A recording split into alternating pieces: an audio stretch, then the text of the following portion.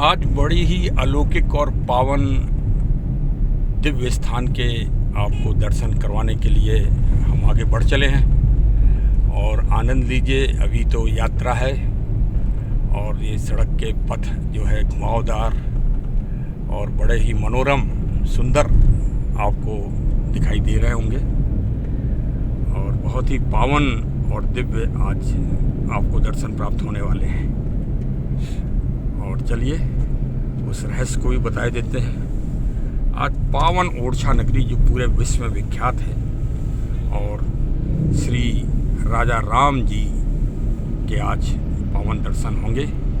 ओरछा अब 6 किलोमीटर रह गया है और ये देखिए प्रकृति का भी अद्भुत वर्ण दर्शन करिए, मनोरम दर्शन, प्रकृति की अद्वितीय सुंदरता के दर्शन करिए। और देखिए वहीं मध्य प्रदेश तो माना ही जाता है प्रकृति का स्थान, भारत का मध्य है और बहुत अच्छी सुंदरता और बहुत ही अच्छी व्यवस्था भी है यहाँ पर। शासन प्रशासन की सड़क व्यवस्था का भी आवागमन का साधन भी बहुत अच्छा है। और अब देखिए नए नए जो है पुल और नए सब स्थान बन गए हैं और बहुत ही सुविधाजनक हो गया है। आज के पावन दिवस और इस पावन यात्रा में आज 2 महान कार्य होंगे। एक तो राजा राम जी श्री ओरछा प्रभु श्री राम जी के दर्शन होंगे और साथ में ही श्री हरदौल जी जो बुंदेलखंड के इतिहास में आज भी जन जन में जिनका गौरव और जिनकी गाथा श्रद्धा और विश्वास के साथ, आत्मीयता के साथ, एक भाई और बहन के असीम प्यार के साथ वर्णित है, आज उनके भी पावन दर्शन होंगे। और चलिए आप को हम ले चलते हैं ओरछा। ओरछा वो पावन नगरी है जहाँ प्रभु राम जी की गाथा जन जन में कण कण में व्याप्त है और उसी के साथ राजा हरदौल जी का महान त्याग और महान प्रेरणा जन जन कण कण में व्याप्त है और प्रकृति का अद्भुत सुंदरता है। बेतवा जी कल कल करके बहती हुई और उसी के किनारे ये एक संस्कृति, इसको एक संस्कृति, भारतीय सभ्यता और भारतीय संस्कृति की महान विरासत व जीता जागता एक प्रमाणिक उदाहरण कहा जाए तो अतिशयोक्ति न होगी। सामने पावन महान स्थान ओरछा जी के श्री राजा राम जी के पावन स्थान पर आ गए हैं और गौ माता देखिए सामने ही अपने बछड़े को महान जो है, जो हमारी संस्कृति का सबसे महान कार्य अगर कोई आप देखना चाह रहे हैं तो सामने ये देखिए सामने ही। और इस समय दोपहर का समय हो रहा है 12:30 बजे और ये सबसे पावन और दिव्य समय है।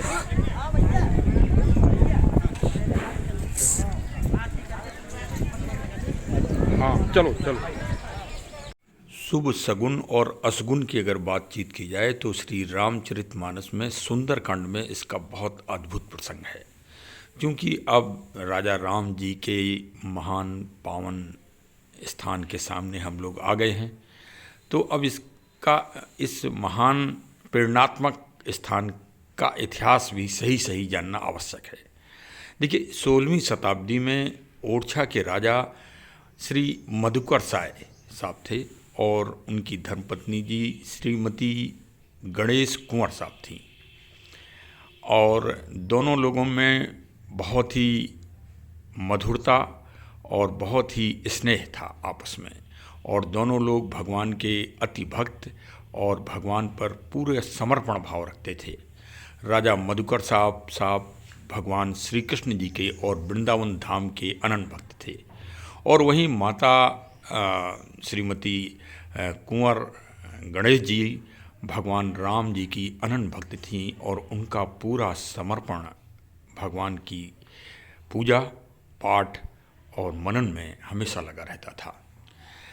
ये एक भारत की जो पति पत्नी का एक हमारे ग्रंथों में जो आदिकाल से वर्णन चला आ रहा है उसका बिल्कुल प्राकट्य एक प्रत्यक्ष उदाहरण है कि हमारे राजा महाराजा और हमारे श्रेष्ठ लोग भी किस तरह से अपना दाम्पत्य सुखमय जीवन व्यतीत करते रहे धार्मिक भावनाओं के साथ। तो एक दिन बातों बातों में राजा साहब ने रानी साहिबा से कहा कि चलिए आपको भगवान कृष्ण जी के वृंदावन धाम घुमा लाएं। तो उन्होंने मना कर दिया। उन्होंने कहा नहीं, हमारे तो राम हैं और हम सिर्फ अयोध्या धाम ही जाएंगे। दोनों लोगों में काफ़ी तकरार हुई। अंत में रानी साहिबा के लिए राजा साहब ने व्यवस्था तैयारी के साथ कर दी। सैनिक मंत्री सब उपलब्ध कराए गए। जो परंपरागत शैली थी उसके अनुसार पर माता जी अयोध्या के लिए कूच हुई, मतलब निकलने लगी। तब राजा साहब ने शर्त रखी कि अगर वास्तव में तुम राम को मानती हो तो राम जी के दर्शन करके और उनको लेके आना। और माता जी ने इस बात का हामी भर दी कि ठीक है, हम अब अयोध्या जाते हैं और भगवान के दर्शन अवश्य करेंगे और उनको लेके भी आएंगे। दोनों पति पत्नी में ये वार्ता हुई और रानी साहिबा अपने दल बल के साथ अयोध्या पहुंच गईं। वो तो निर्मल मन और उनकी अथाह प्रेरणा और समर्पण था भगवान।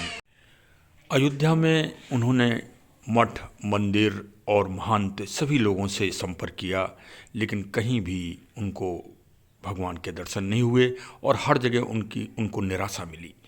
मान्यता है कि गोस्वामी तुलसीदास जी भी उस समय अयोध्या में वास कर रहे थे और माता जी गोस्वामी तुलसीदास जी से मिली, लेकिन जब पूर्ण सफलता न मिलने पर उनको घोर निराशा हुई। और उस निराशा और कुंठा के कारण एक दिन उन्होंने माँ सरयू जी में अपना समर्पण कर दिया और उन्होंने जल समाधि लेने का निर्णय लिया। तथा जल समाधि जब वह लेने लगीं तभी उनको अंदर सरयू जी के जल में भगवान के पावन दर्शन हुए और भगवान उनकी गोद में आकर विराजमान हो गए, ऐसी मान्यता है। और वहीं पर प्राकट्य रूप में भगवान के दर्शन होने पर वो अभिभूत हो गई और वहीं भगवान ने उनके सामने 3 शर्त रखी और उन तीनों शर्तों में जब उन्होंने अपनी स्वीकृति दे दी तब भगवान उनके साथ अयोध्या से पावन धाम से ओरछा के लिए प्रस्थान हुए। उसमें पहली शर्त थी कि मैं जहाँ चलूँगा तब जब मैं पुष्य नक्षत्र, आप शुभ नक्षत्र होगा, उसी में हम यात्रा की जाए। और दूसरी चीज़, हमको जहाँ रख दिया जाएगा हम वहीं स्थापित हो जाएंगे तथा ओरछा में हम एक राजा के रूप में रहेंगे। फिर वहाँ कोई दूसरी राज शक्ति नहीं रहेगी, हमारी ही राज सत्ता चलेगी। तो अब हम उस पावन दिव्य जगह आ गए हैं। यहाँ पर बहुत बड़ी मान्यता है और आज भी भगवान प्रभु श्री राम जी को राजा के रूप में ही यहाँ जन जन में उनका विश्वास है, उनकी श्रद्धा है। और हमारे आज लोकतंत्र में भी उनको 5 बार गार्ड ऑफ ऑनर, जो एक पुलिस और सशस्त्र सैन्य व्यवस्था की एक महान व्यवस्था है, उसके तहत गार्ड ऑफ ऑनर प्रभु को हमेशा प्रदान किया जाता है। और यहाँ पर बहुत ही निर्मलता और आध्यात्मिक ऊर्जा का बहुत बड़ा महत्व है। अब चलिए अंदर प्रांगण में चलते हैं और प्रभु के आपको पावन दर्शन कराने का प्रयास करते हैं।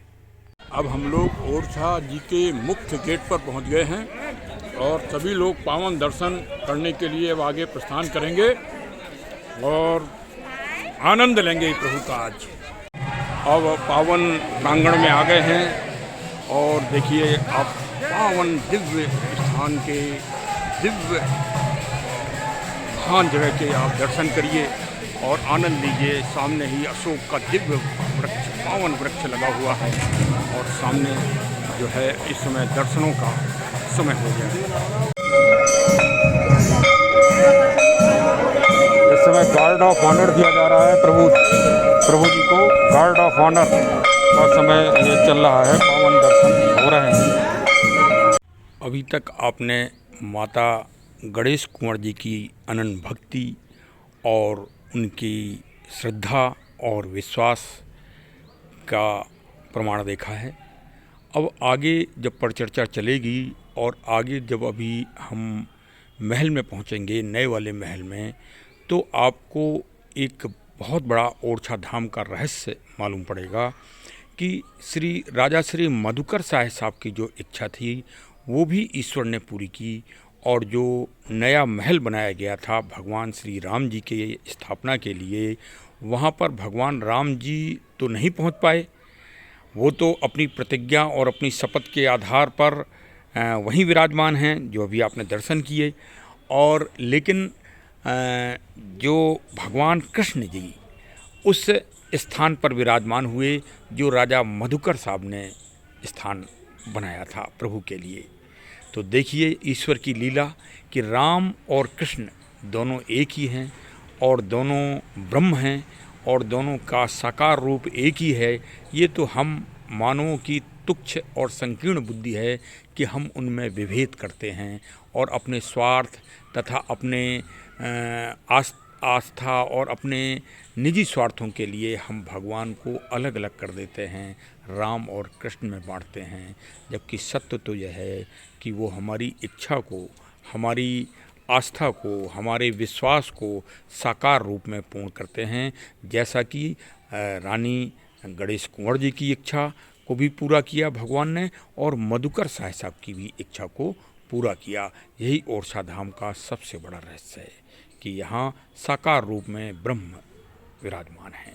और आस्था है और मान्यता है कि दिन में भगवान राम जी ओरछा में रहते हैं और रात में अयोध्या धाम वापस चले जाते हैं। बाकायदे उनकी क्रियात्मक ये जाने का और आने का यहाँ पर एक विशेष कार्यक्रम किया जाता है और उस कार्यक्रम के तहत भगवान जाते हैं और भगवान वापस आते हैं। ऐसा भाव यहाँ पर आदिकाल से चला आ रहा है।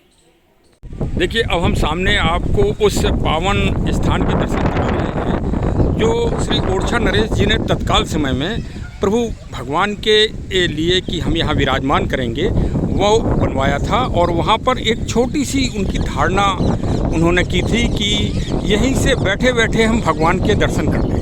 मतलब ये संकीर्णता प्रभु के वो राजा टीकम ओरछा साहब के मन में ये आ गई थी।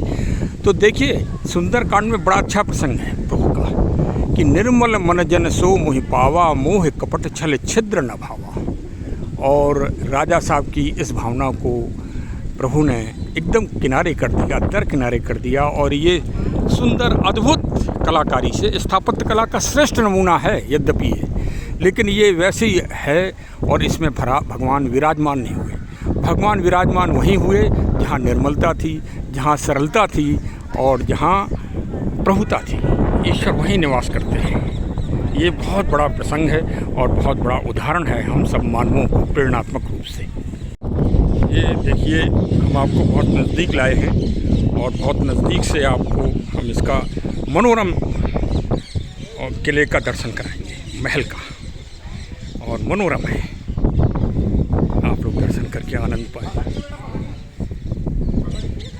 ये जो महल आप देख रहे हैं ये स्थापत्य कला का श्रेष्ठ नमूना है। भारत की प्राचीन संस्कृति, इसमें भारत की स्थापत्य कला की बहुत अच्छी शैली का चित्रण किया गया है। मतलब बहुत अच्छा दिव्य इसको बनाया गया है। देखिए अब हम उस महल के अंदर आ गए हैं। आप अंदर की भी स्थापत्य शैली के दर्शन करिए। और इसके अब रख रखाव की बहुत अच्छी व्यवस्था है। मध्य प्रदेश सरकार को इस पर विशेष ध्यान देना चाहिए और इसकी मरम्मत और जीर्णोद्धार के लिए विशेष फंड बजट में या किसी भी तरह से या समाज सेवी संस्थाओं को भी इस पर ध्यान देने की आवश्यकता अब प्रतीत हो रही है, क्योंकि जगह जगह जो है जीर्ण शीर्णता भी इसमें दिखाई पड़ रही है। और ऐसे अब भव्य और सुंदर भवन बनना आज के समय में बड़ा ही दुर्लभ है। और वास्तव में ये अद्भुत नमूने हैं और बहुत ही बड़ी दूर दूर से यहाँ तीर्थयात्री दर्शन करने के लिए आते हैं और पावन दर्शन करके आनंद लेते हैं। पूरे परिवार से आते हैं, छोटे बच्चों के साथ, अपने भाई बंधु सभी के साथ आते हैं। देखिए हम उस महल में इसमें मौजूद हैं और उस गद्दी के सामने मौजूद हैं जहाँ पर तत्कालीन राजा साहब ने भगवान की स्थापना का वो स्थान चयनित किया था। ये पावन दिव्य स्थान आपके सामने है। यहाँ प्रभु राम जी विराजमान नहीं हैं, यहाँ भगवान कृष्ण जी मेरा विराजमान हैं। ये बहुत ही कम लोगों को जानकारी होगी, और लेकिन यहाँ पर जो पुजारी जी साहब हैं उनके द्वारा हमको अच्छी जानकारी प्राप्त हुई कि यहाँ जो राजा साहब थे वो भगवान कृष्ण जी के उपासक थे। फिर चूँकि भगवान राम जी तो वहाँ विराजमान हो गए थे, भगवान राम जी के विग्रह वहाँ विराजमान हो गए थे, तो अब ये मंदिर खाली न रह जाए, इसलिए फिर राजा साहब ने भगवान श्री कृष्ण जी की स्थापना कराई। और जो मैंने कहा कि निर्मल मन जन सो मोहि पावा, मोह कपट छल छिद्र न भावा, ये अभी ज़्यादा लंबी पुरानी बात नहीं है। ये अभी कुछ लगभग 1-1.5 शताब्दी की पहले की बात है। और भगवान ने एक तरह से ये ओरछा मंदिर एक राजा के घमंड और राजा का जो गर्व हो गया था कि मैं बैठे बैठे वहीं से प्रभु के दर्शन कर लूँगा। सामने आप जो देख रहे होंगे, जो खिड़की आपको सामने दिखाई दे रही है, जो खिड़की सामने आपको दिखाई दे रही है, वो घमंड और अहंकार की सूचक है। राजा जी का उद्देश्य था कि हम वहीं से बैठे बैठे भगवान के दर्शन इस स्थान, पावन स्थान पर कर लें, हमें कहीं आना जाना ना पड़े भगवान के दर्शनों के लिए। वो घमंड भगवान ने उनका अहंकार समाप्त किया, उनका घमंड चूर किया, और भगवान वहीं विराजमान हुए उस रसोई घर में, जो आज वास्तव में राजा राम जी का भव्य मंदिर के नाम से जो प्रसिद्ध है और जो सत्य है। और इसीलिए जो तुलसीदास जी ने कहा है कि निर्मल मन जन सो मोहि पावा, मोह कपट छल छिद्र न पावा, ये एक प्रमाणिक इतिहास है जो कि पूरी तरह से सत्य है। हम सबको प्रेरणा लेना चाहिए। श्री हरदौल जी साहब के पावन दर्शन आप लोग करें, और बड़ा ही विश्वास, और ये देवदूत हैं यहाँ, और देवदूत के रूप में मानवों की समस्या का समाधान करते हैं, ऐसा इनके बारे में विवरण इतिहास में प्राप्त होता है। ओरछा में ओरछा के भगवान प्रभु राम जी के दर्शन और अन्य ऐतिहासिक स्थलों के दर्शन करने के बाद आप अवश्य बेतवा जी की पावन सुंदरता और प्रकृति की अनुपम और मनोरम छटाओं के दर्शन जरूर करें। अगर आपने बेतवा जी की सुंदरता को नहीं देखा तो ये आप समझिए कि आपको प्रकृति की सुंदरता और प्रकृति की अनुपम खुशी से आप वंचित हो जाएंगे। देखिए, पावन कल कल बहती हुई बेतवा जी कितनी सुंदर और अद्वितीय अनुपम का आप सुंदरता देखिए, और उसमें ओरछा जी के किले और श्री राम राजा जी का मंदिर सामने आपको दिख रहा है। अति सुंदरता, मंत्रमुग्ध आप हो जाएंगे। ऐसी सुंदरता, ऐसा प्राकृतिक सौंदर्य है यहाँ ओरछा का, ऐसा अद्वितीय सुंदरता है कि मंत्रमुग्ध हो जाएं। एक बार अवश्य भ्रमण करिए ओरछा जी का और राम राजा जी के दर्शन करिए, आपका मन खुश हो जाएगा। देखिए, एकदम अभी आपको एकदम स्वच्छ जल के दर्शन करा रहे हैं। ये देखिए,